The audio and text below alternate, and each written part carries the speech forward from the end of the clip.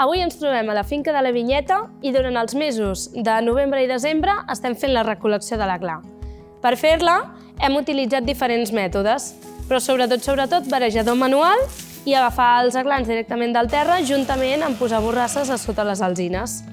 Gràcies a les dades que hem pres en el projecte Plantes Oblidades, hem pogut comprovar que a les zones on hi havia gestió forestal feta s'ha collit més aglans per hora.